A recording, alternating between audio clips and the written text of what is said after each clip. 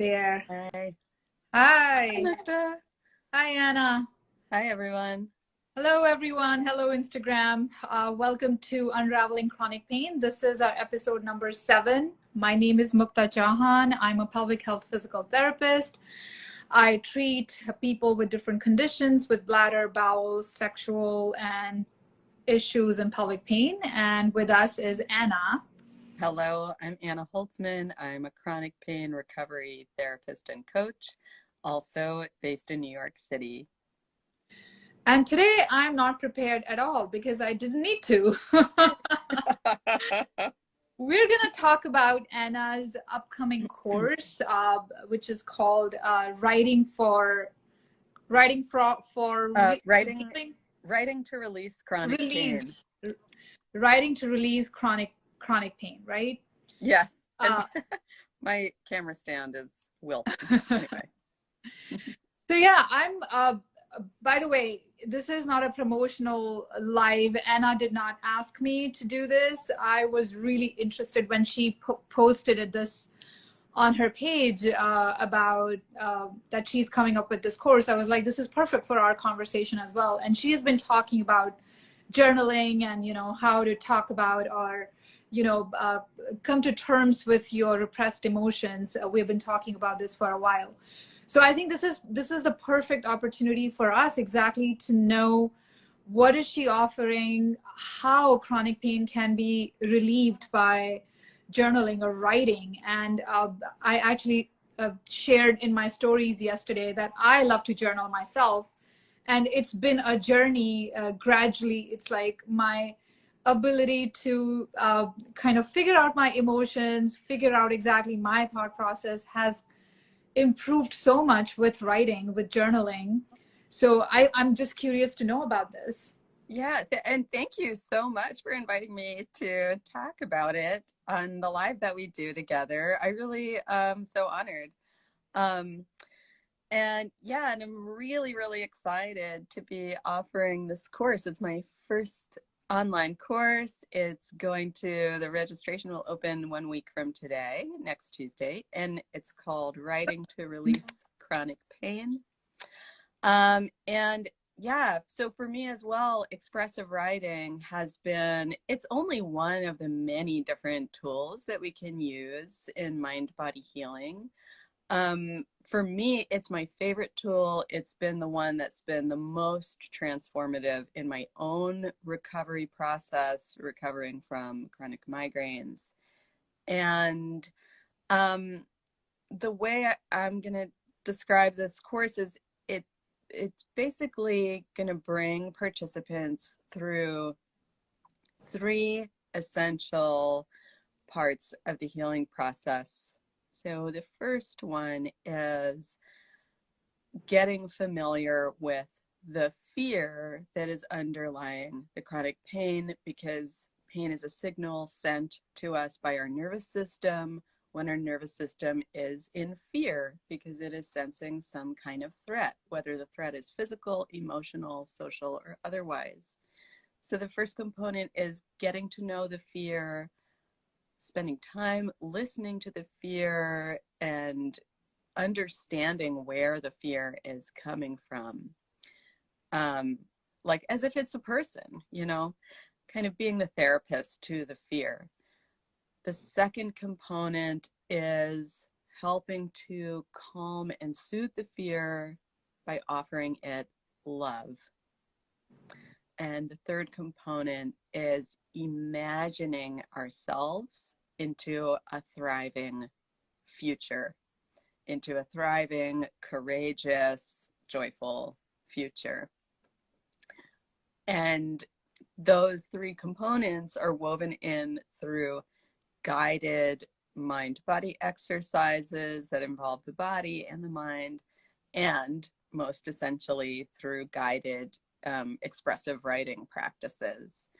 And it's a hybrid program, so there's 6 self-paced workshop sessions that are, video sessions that people can go through at their own time and pace.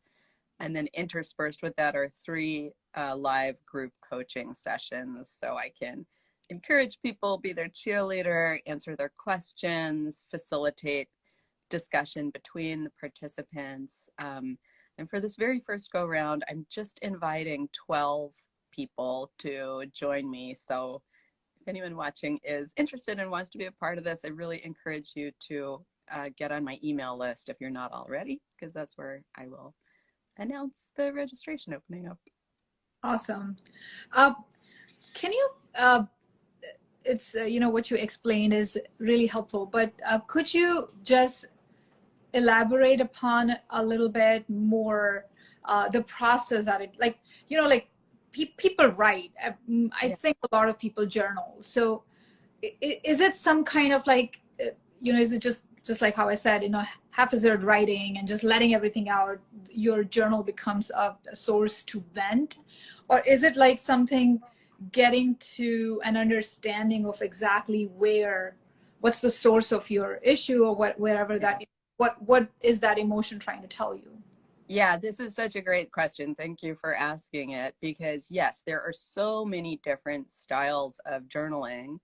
There's the style of journaling where we're just simply reporting what's happening. We're kind of just, yeah, narrating what's Yeah, happening in our yeah, lives. yeah, And there's nothing right or wrong with any of these. They yeah. can all serve different purposes. Another style of journaling is what you were describing, like venting the emotions. And that can actually be a really, really helpful component of the chronic pain recovery process. And for me, that style of journaling, venting the feelings, was really important to me much, much earlier on in my process. Mhm. So that's a great thing. The style of journaling that I'm going to be guiding people through is a style where I'm coaching the participants to become their own self-coach. So the journaling takes the form of a dialogue between, Mhm. you could call it between the wise and loving mind, like the wise, compassionate self, and the parts that are afraid and hurting. Mhm. Does that make sense? Yeah, I know that makes sense. Yeah. So this was my, like, because dialogue, when you said that, kind of cleared up a lot of things, because if I am writing, I'm just like, it's kind of like a dialogue, a self dialogue. Like, okay, I usually write in like, not in first person. I write like like as if I'm talking to myself, I write like that. But a Yeah. lot of times what ends up happening, I just don't know what to do. Like, even if Yes. like this happened today, or like I'm feeling this way, and then it kind of ends there. Yeah. And sometimes it becomes difficult for me, like, okay, what do I do with this information? Sometimes I just like, since I'm not able to figure it out, I just close my journal and I just go to sleep, or you usually do it before bedtime. But I think it could be a very interesting and creative way to become your own cheerleader. Or if you don't want to like make it sound so sanguine, it could just be that you're trying to figure out, like, what is that emotion trying to tell you, kind of coming to a conclusion, or trying to have some clarity in your thoughts. So Yes. Yes. And yes. So what I do with this particular style of expressive writing that I do and that I coach people in is kind of coaching them to become their own therapist in a way. Not that that means, and then you you're not don't going to need a need. therapist too. I mean, that can be helpful. Yeah. Um, but it's, when all those feelings come up, I hear a lot of people say, like, yeah, the feelings used to not come up. They would be like really suppressed, and now I've been journaling, now the feelings are coming up, so that's cool. But now what the hell do I do with these feelings? And I'm really overwhelmed by them, and they feel really out of control.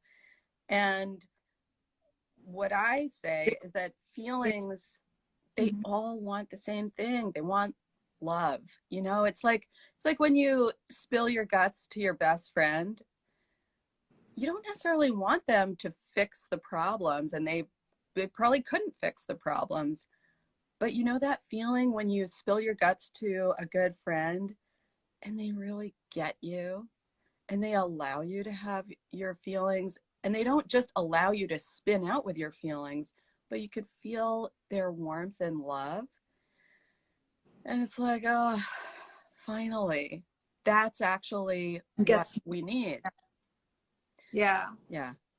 that's great. Yeah. So could it be, would you say that this process is for people who are already expressive, or, they are comfortable with the expression of their emotions? Or because I can see that a lot of people probably right now thinking, whoever is online listening to us, Yeah. this is not for me. I don't talk to myself like that. I don't feel comfortable expressing Yeah. my emotions. Here's what I would say to Yeah. that. And I don't think there's a right or wrong answer to this, but Yeah. Mm-hmm. my thought is I'm not in the business of convincing someone into trying something that they're like, ugh, I want no part of that. That feels like really conflictual and coercive. And also, this isn't the right thing for every single person, meaning like this isn't the thing that's going to call to every single person. It's like music can be therapeutic, but I might love classical and someone else might love rock and roll and we might hate each other's music. But for the person that's kind of curious, Mm-hmm. they're like, I'm kind of curious, but I'm scared of doing it wrong. And I'm not a writer and I'm not creative and I don't know what my feelings are. I'm kind of curious, but I'm worried about screwing it up or not being able to get in touch with my feelings. I would encourage that person to give it a try. Yeah. No, that's exactly what I meant by that question as well, because a lot of times people are very quick to like kind of come to this conclusion that something like this is not their cup of tea.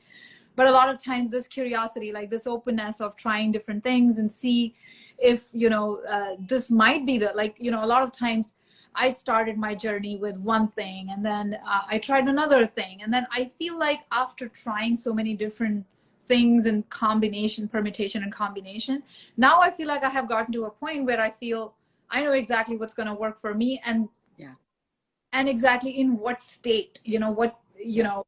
it's a nuance, you kind of get to a more nuanced feelings, or like an understanding of yourself. So I think this writing, I mean, you're not going to say it, but I will say it, that everybody should try it. If it's not for you, it's not for you. But writing something, and figuring it out exactly what your, let's not even call them emotions, they're just thoughts, they're just, you're writing those thoughts, and as you write them down, the clarity comes to you. That's how I look at it. Yeah, I completely relate to everything you just said. And I was a full year into my own recovery journey.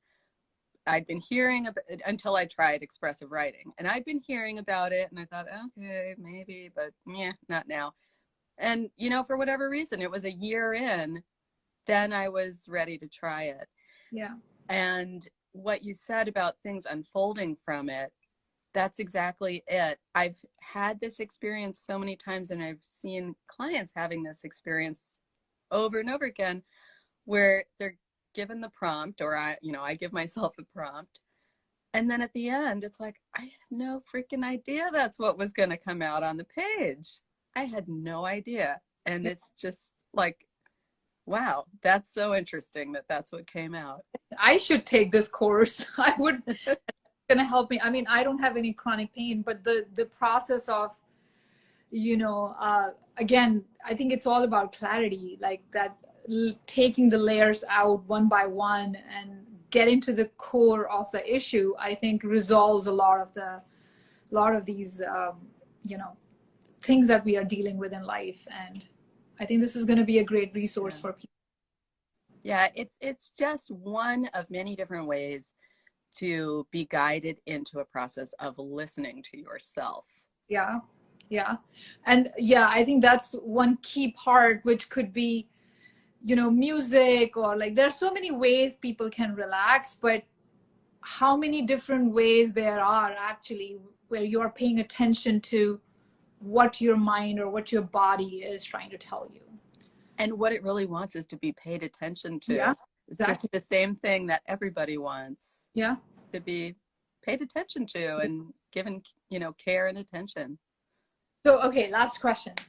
Is Would you say that, I mean, we did talk about who should try it, but would you say, is there like a warning thing for anyone who should not try and it's not for them, and it could be very overwhelming maybe for them in the beginning?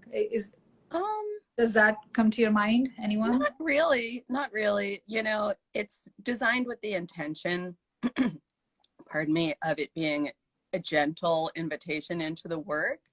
And that said, oftentimes if we're experiencing symptoms, there's a lot going on underneath the surface and things could get triggered. And, my invitation to folks is if if you feel overwhelmed and you feel like this is not the right thing right now, then pause, stop. You can come back to it any time.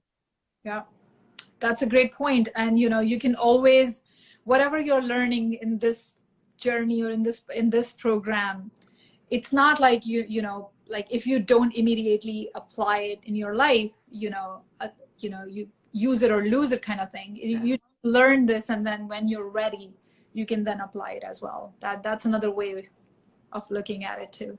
Yeah, I love the way that you described that. Absolutely. Yeah, yeah.